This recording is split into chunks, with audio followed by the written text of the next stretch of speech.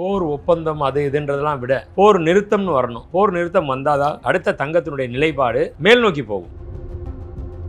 ஃபெட்டுனால மட்டுமே அந்த அளவுக்கு 16% ஃபால் டவுன் ஆகிறதுக்கு ஆடி மாதம் வந்தாச்சுன்னு சொன்னால் விலை குறையும். மிஸ்டர் அண்ட் மிஸ்ஸஸ் பர்ஃபெக்ட் உண்மையிலேயே வர்த். நரம்பு தளர்ச்சியிலிருந்து விடுபட்டு உடம்பு ஒரு புது வீரியம் பெற மா நேச்சுரல்ஸோட மிஸ்டர் பர்ஃபெக்ட்டை யூஸ் பண்ணுங்க. ஐபிசி தமிழ் நேயர்களுக்கு வணக்கம். இன்று நம்மோடு பேசுவதற்கு தங்கம் மற்றும் வேலைநகை வியாபாரிகள் சங்க மாநில பொதுச் செயலாளர் கோல்டு குரு சாந்தகுமார் இருக்க அவரிடம் பேசலாம். சார் வணக்கம் சார். வணக்கம் சார். அமெரிக்கா ஈரான் போர் போயிட்டு இருக்கு அப்படின்னு சொல்லலாம் சார். இப்போ ட்ரம்ப் என்ன சொல்லியிருக்காரு அப்படி வந்து பார்த்தீங்கன்னா, மேற்காசிய நாடுகளோட கோரிக்கைகளை ஏற்று புதிய பேச்சுவார்த்தையை வந்து ஈரான் கிட்ட தொடங்க போகிறதா அறிவிப்பு விட்டுருக்காரு சார். இதனால வந்து தங்கம் விலை எப்படி ரியாக்ட் பண்ண நினைக்கிறீங்க சார் நீங்கள்? ஆக்சுவலாக இந்த போர் ஒப்பந்தம் அது இதுன்றதெல்லாம் விட போர் நிறுத்தம்னு வரணும். அப்படி போர் நிறுத்தம் வந்தாதான் அடுத்த தங்கத்தினுடைய நிலைப்பாடு மேல் நோக்கி போகும். இப்போ பொறுத்த வரைக்கும் போர்னால இந்த கச்சா எண்ணெய் பாதிப்புனால தங்கத்தினுடைய விலை குறைஞ்சிக்கிட்டு இருக்கிறது, இந்த மாதிரி கடந்த ஒரு 2 மாத காலமாகவே இந்த ஏற்றம் இறக்கம் இருந்துக்கிட்டே இருக்குது. இது கூடிய விரைவில் வந்து போர் நிறுத்தம் வரணும். ஆனால் வரத்துக்கு வெகு தூரம் இல்லை, ரொம்ப ஷார்ட் பீரியட்லேயே. ஏன்னா அவராக தான் வந்துக்கிட்டு இருக்கார். ஒவ்வொரு முறையும் பார்த்திங்கன்னா ஒவ்வொரு அறிவிப்பு விடுறாரு, அதுக்கப்புறம் போர் தொடங்குறாங்க, திருப்பியும் அதை ஸ்டார்ட் பண்ணிக்கிட்டே தொடர்ந்துக்கிட்டே இருக்காங்க. இப்படி இருந்துச்சு. அதனால் இந்த முறை இதுக்கு கட்டாயம் நிச்சயமாக ஒரு முற்றுப்புள்ளி வைப்பாங்க அப்படின்னு எதிர்பார்க்கலாம். அப்படி எதிர்பார்த்தாச்சுன்னா அடுத்த தங்கத்தினுடைய இது வந்து மாற்றம் ஏற்படும். மக்களோட வந்து நகை வாங்குற இது வந்து கம்மியானதாக சில தகவல்லாம் சொல்கிறாங்க சார். இன்னொரு பக்கம் வந்து பார்த்தீங்கன்னா, ஆர்பிஐ வந்து லாஸ்ட் 3 மாதத்தில் மட்டும் 200 கிலோ தங்கத்தை வந்து வாங்கினது அவசியம் தகவல்லாம் வெளியாக இருக்குது சார். இது எப்படி சார் நீங்கள் பார்க்குறீங்க? இதில் 2 விஷயம் பார்க்கணும். ஒன்று சொன்னீங்க, மக்கள்கிட்ட வாங்கக்கூடிய பவர் கம்மியாயிடுச்சு.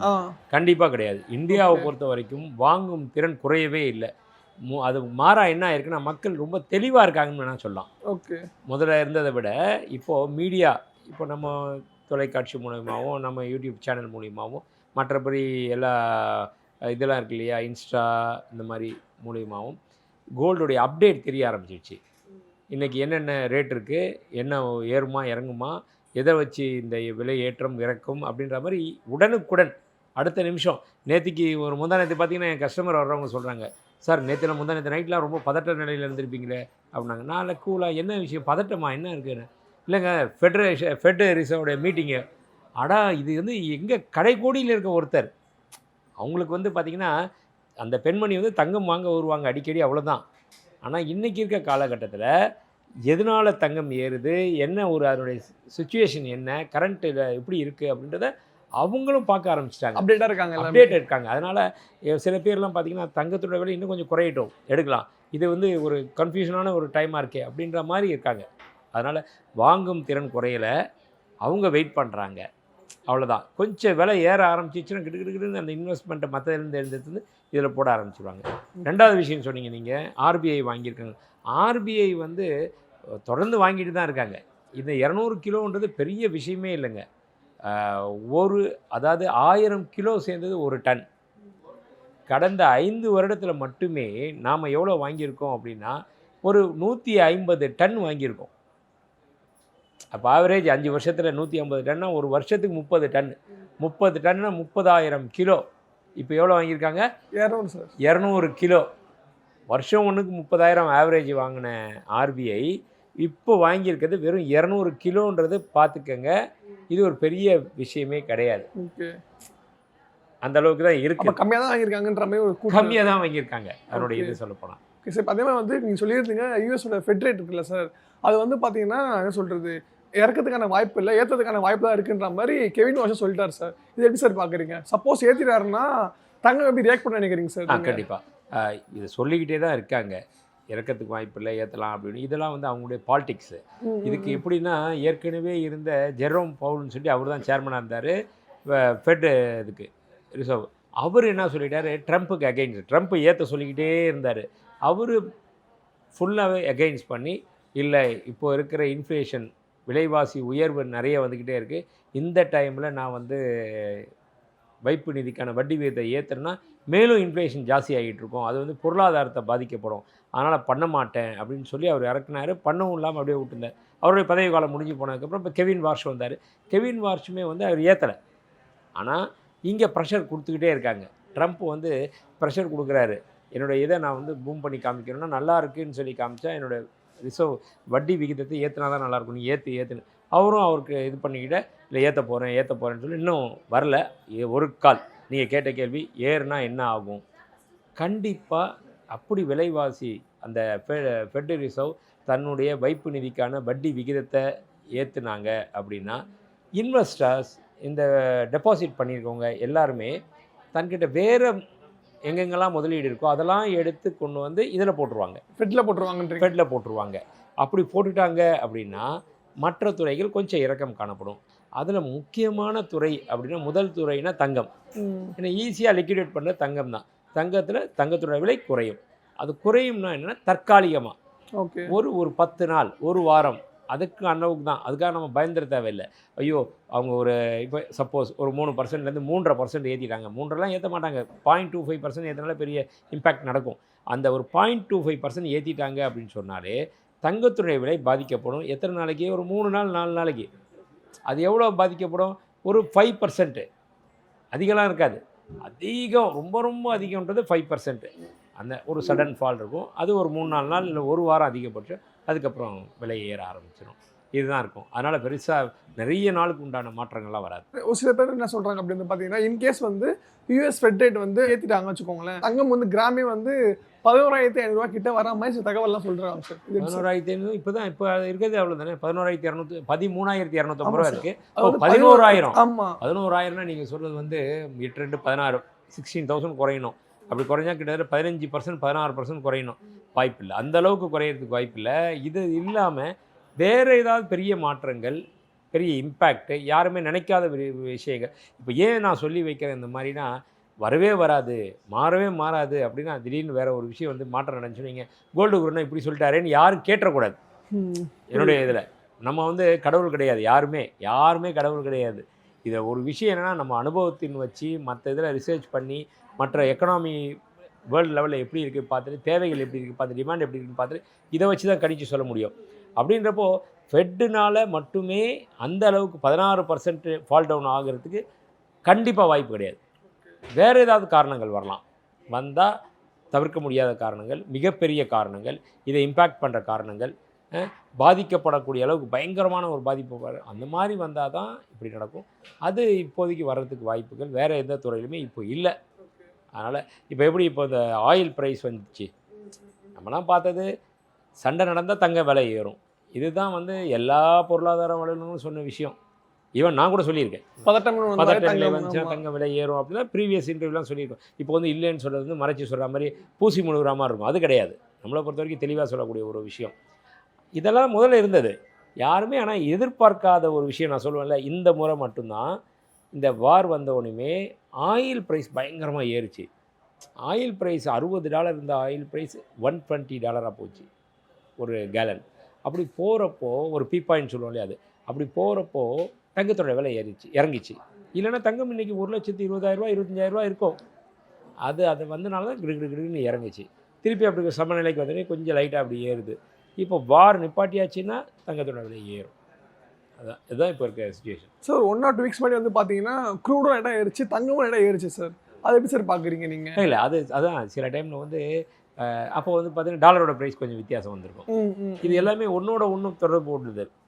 Crude oil, share market, dollar, இந்த மாதிரி எல்லாம் ரியல் எஸ்டேட்டு, மற்ற வட்டி விகிதங்கள் கொடுக்கக்கூடிய நம்ம சொன்னோம் இல்லையா வைப்பு நிதி, இந்த மாதிரி பல்வேறு எல்லாமே ஒன்றோட ஒன்று ட்ராவல் பண்ணுறது தான். முதல்ல ஆரம்பத்தில் பார்ப்போம், ஷேர் மார்க்கெட் போச்சுன்னா மேலே போச்சுன்னா தங்கம் கீழே இறங்கும், தங்கம் மேலே போச்சுன்னா ஷேர் மார்க்கெட் கீழே வரும், ஆப்போசிட் ரியாக்ஷன் அப்படின்னு சொல்லுவோம்.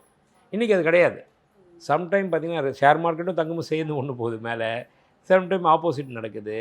அதே மாதிரி பார்த்திங்கன்னா இந்த ஆயில் ப்ரைஸ் வந்து அகெயின்ஸ்ட் அந்த ஷேர் மார்க்கெட்டுக்கு அகெயின்ஸ்டாக இருந்துச்சு. சில டைம் பார்த்திங்கன்னா ஷேர் மார்க்கெட் மட்டும் ஏறும், தங்கமும் ஆயிலும் இறங்கும், ரெண்டுமே. அப்போது தங்கத்தில் இருக்க முதலீடும் ஆயிலில் இருக்க முதலீடும் எடுத்து ஷேர் மார்க்கெட்டில் போடுறாங்க. இது ரெண்டும் உள்ளப்போ இது சில டைம் வந்து இது ரெண்டும் மேலே போகும், ஷேர் கீழே போகும். அதுலேருந்து எடுக்கிறவங்க எல்லாமே எடுத்து ஒரு 60% ஆயில்லையும் 40% கோல்டுலையும் இன்வெஸ்ட் பண்ணுவாங்க. அப்போது ஆட்டோமேட்டிக்காக ஷேர் கம்மியாக போகும், இது கொஞ்சம் மேலே போயிட்டுருக்கும். ஒரே டைமில் ட்ராவல் பண்ணும், ஒரே சேம் பேரலாக. அது மாதிரி தான் நடந்திருக்கு. அப்படி தான் நான் பார்க்குறேன். சார் இப்போ இந்த வெள்ளி விலை எப்படி சார் பார்க்குறீங்க? அது அடிக்கடி வந்து பார்த்தீங்கன்னா வெள்ளி வந்து மாற்றமே இல்லைன்ற மாதிரி தான் அதுவும் இருக்குது. அது ஏறவும் மாட்டேங்குது, அவ்வளோ இறங்கவும் இறங்குது, ஆனால் ஏற மாட்டேங்குது பெருசாக. அதை எப்படி சார் பார்க்குறீங்க? நல்லது தானே. மக்களை பொறுத்த வரைக்கும் ஐயோ விலை ஏறினா கஷ்டப்படுறாங்கல்ல, அவங்கள பாயிண்ட்டை பொறுத்த வரைக்கும் நல்லது தானே. ஸ்டார்டிங் விலை கொடுத்து வாங்கிட்டாங்க, அதுக்காக தான் கேட்குறேன். ஆமாம், அப்படி வாங்கிட்டாங்க. அதுக்கு பார்த்தீங்கன்னா லாங் டேர்ம் தான் நம்ம யோசிக்கணும். ஷார்ட் டேர்மில் கண்டிப்பாக இது வந்து இப்போதைக்கு பெரிய விஷயம் வராது. இப்போ கோல்டு விலை ஏற ஆரம்பிச்சிச்சுன்னா அதோடு சேர்ந்து கொஞ்சம் ட்ராவல் பண்ணும். இன்றைக்கி கோல்டு இப்படி இருக்குது, அடுத்தடுத்த சுச்சுவேஷன் போரே ஸ்டாப் பண்ணிட்டாங்க அப்படின்னா கண்டிப்பாக கோல்டு ரேட்டு ஒரு 10-15% ஏறும். அது ஏறுறப்போ அதனுடைய வாழை பிடிச்சிக்கிட்டே வெள்ளியும் கொஞ்சம் கொஞ்சமாக ட்ராவல் பண்ணும். இப்போ 235 ரூபா இருக்கிற வெள்ளி 270 ரூபா 280 ரூபா வரதுக்கு கூட வாய்ப்பு இருக்குது. ஒரு 20% கூட ஏறலாம். அந்த மாதிரி கோல்டு ஏறலைன்னா இதுவும் ஏறாது. இப்போ இருக்கிற சுச்சுவேஷன் அதுக்கு பின்னாடியே போகும். கோல்டு ஆனால் ஏறதுக்கு உண்டான வாய்ப்புகள் போகிறத பொறுத்து தான் இருக்குது, போர் நிறுத்தத்தை பொறுத்து இருக்குது. சார் இப்போ இந்த ஆடி மாதமாக இருக்குல்ல சார், இப்போ வந்து நகை வாங்குறவங்க வந்து அதிகரிச்சிருக்காங்களா குறைஞ்சிருக்காங்களா சார்? இல்லை, இப்போ ஜாஸ்தி ஆகிருக்கு. ஏன்னா எப்பொழுதுமே ஆடி மாதம் வந்தாச்சுன்னு சொன்னால் விலை குறையும் அப்படின்னு நினைப்பாங்க, ஆனால் கிடையாது. இந்த முறை மட்டும்தான் விலை அப்படியே ஸ்டாண்டர்டாக நிற்கிது. நார்மலாக வந்து ஆடி மாதம் வந்தோடனே விலை கூடிட்டு தான் இருந்துச்சு. கடந்த ஒரு 5-6 வருடங்களாக பின்பக்கம் பார்த்தோம்னு வைங்களேன், ஆடி மாதம்ன்றது நமக்கு மட்டும்தான் ஆடி மாதம். குறிப்பாக பார்த்திங்கன்னா தமிழ்நாடு, மற்றபடி எதுவுமே ஆடி மாதன்றது கிடையாது அவங்களுக்குலாம். அப்புறம் அதுவும் இன்டர்நேஷ்னல் மார்க்கெட்டை பொறுத்த வரைக்கும் ஆடியாவது அமாவாசையாவது அவனை பொறுத்த வரைக்கும் டோட்டல் டிமாண்ட் அண்ட் சப்ளை பொறுத்து தான் ரேட்டு ஃபிக்ஸ் ஆகும். அந்த கடந்த 5 வருஷத்தை பார்த்திங்கன்னா ஆடி மாதம் விலை ஏறி இருக்குது. அப்போது ஏன் ஏறுது, ஏன் இறங்குது அப்படின்னா ஜென்ரலாக முதல்ல சொல்லுவாங்க ஆடி மாதத்தில் கல்யாணம் கிடையாது, அதனால் தங்கம் தேவையில்லை. இன்றைக்கி கல்யாணத்துக்காக தங்கம் எடுக்கிறது போக ஃப்யூச்சரை பேஸ் பண்ணி இன்வெஸ்ட்மெண்ட் ஆங்கிள் எடுக்க ஆரம்பிச்சிட்டாங்க. அதனால் அவங்களுக்கு வந்து எப்படியுமே கணக்கு கிடையாது. நீங்கள் சொல்கிற முடி முதல்ல 15 நாட்கள் கொஞ்சம் சுணக்கமாக இருக்கும் வியாபாரம். ரீட்டைல் பொறுத்த வரைக்கும் வந்து வாங்குறவங்க இல்லை நல்ல விஷயத்துக்காக எடுக்கிறோம், நம்ம ஆடி மாதத்தில் எடுக்க வேணாம், இப்போ தேவையில்லை, சீசன் இல்லை அப்படின்னு நிப்பாட்டுவாங்க. ஆனால் ஆடி 18ன்னு சொல்லுவோம் பார்த்தீங்களா, ஆடி பெருக்கு, அது வந்தாச்சுன்னா குறிப்பாக சொல்லப்போனால் தங்கம் தாலியை பொறுத்த வரைக்கும் வந்து வாங்க ஆரம்பிச்சிருவாங்க. தாலி செயின் மாற்றுறது, தாலியில் உருக்கு வைப்பாங்க, அந்த மாதிரி பண்ணுறது, மெட்டி, இந்த மாதிரி எல்லா விஷயம், வளையல், இது தேவையானது எல்லாமே எடுக்க ஆரம்பிப்பாங்க. அதனால் ஆடி 18க்கு அப்புறம் வியாபாரம் கண்டிப்பாக ஒரு பெரிய டிமாண்டோட போகும். அதுவும் நம்மளுடைய தமிழ்நாடை பொறுத்த வரைக்கும் அந்த சென்டிமெண்ட் வேல்யூ எப்பயுமே இருக்கும். இன்றைக்கி கூட பாருங்கள், இன்றைக்கி ஆடிப்பெருக்கு மற்ற நாள் இருந்ததை விட இன்றைக்கி ஆடிப்பெருக்கு நல்ல வியாபாரம் நடந்துக்கிட்டு இருக்கு. ஓகே, சென்டிமெண்ட் இன்றைக்கி எடுத்தால் நல்லாயிருக்கும் அப்படின்றது. பூஜை எப்படி பண்ணுறோம், கோயிலுக்கு போகிறோம், அது மாதிரி இதுவும் வாங்கினா சேரும் அப்படின்ற மாதிரி வருது. அதை திருமணத்துக்கு தேவையான இது கூட இப்போ அட்வான்ஸாக இந்த டேட்டில் எடுக்க ஆரம்பிச்சிடுவாங்க. ஓகே. ஸோ அதே மாதிரி இன்னும் தகவல் என்ன வந்திருக்கு அப்படின்னு பார்த்தீங்கன்னா, இப்போ இருக்கிற யங்ஸ்டர்ஸ்லாம் வந்து கோல்டை வந்து நகையை வாங்காமல் இடிஎஃப் மூலமாகவோ இல்லை டிஜிட்டல் கோல்டாவோ இல்லை கோல்டு ஃபண்டு மூலமாகவோ வாங்குறது அதிகரிச்சிருக்குன்ற மாதிரி சில பேர் சொல்கிறாங்க சார். எப்படி சார் நீங்கள் பார்க்குறீங்க? உண்மைதான். ஏன்னா இப்போது இருக்கிற இந்த ஜென்சின்னு சொல்லுவோம் இல்லையா, ஜென்சி கிட்ஸ் ஆகட்டும், ஜென் ஆல்ஃபான்றது 2010க்கு அப்புறம் பிறந்தவங்க, அவங்களுக்கு 16 வயசு தான். ஆனால் அவங்க கூட இன்றைக்கி 16 வயசு 15 வயசு இருக்கிற பிள்ளைங்க கூட கோல்டு இடிஎஃப்லேயும் கோல்டு டிஜிகோல்டுலேயும் இது பண்ண வந்தாங்க. என்னுடைய நண்பர் ஒருத்தர், அந்த நண்பருடைய பொண்ணு, அவங்க வீட்டுக்கு நான் போயிருந்தேன் ஒரு விஷயத்துக்கு. போயிட்டு அந்த பொண்ணு சின்ன பாப்பா வந்துட்டு என்ன அங்கிள் நான் இந்த ஷேர் வாங்கியிருக்கேன், இடிஎஃப் இது வாங்கியிருக்கேன், கோல்டு இடிஎஃப் எப்படி நல்லா போகுமா அப்படின்னு என்கிட்ட வந்து கேட்குது. ஏன்னா அவங்க வீட்டில் பேசுவாங்கள்ல, இவர் தான் கோல்டு குரு அப்படி இப்படின்னு சொன்னோன்னே இது பார்த்துக்கிட்டு இருக்காங்க. போனோடனே முதல்ல வந்து அந்த குழந்தைக்கு எனக்கு ஆச்சரியம், ஏன்னா 13 வயசு 14 வயசு ஆகுது இந்த பிள்ளைக்கு, இது வந்து இப்படி கேட்குதுன்னா அந்த அளவுக்கு பிள்ளைங்க வந்து ரொம்ப நாலேஜாக இருக்காங்க. நேற்றுக்கு ஒரு குழந்தை, பெண் குழந்தை ஆரிஃபான்னு சொல்லிட்டு கடைக்கு வந்தாங்க அம்மா அப்பா கூட. வந்துட்டு உங்களுடைய அங்கிள் உங்களுடைய சில்வர் பட்டன் பார்த்தேன், நீங்கள் என்ன சேனல் வச்சுருக்கீங்க, அதை லிங்க் எனக்கு சொல்கிறீங்களா? கோல்டு குருன்னு வச்சுருக்கம்மா என்னம்மா. உடனே அதை போட்டு பார்த்துட்டு வாய்ஸ் மெசேஜ் கொடுத்து கோல்டு குருன்னு போட்டு இங்கே பாருங்கள் உங்கள் வீடியோன்னு போது அந்த பிள்ளைங்க, நான் சொன்னேன் ஜென் ஆல்ஃபா, அந்த பிள்ளைங்களுக்கு அவ்வளோ இன்ட்ரெஸ்டாக இருக்காங்க.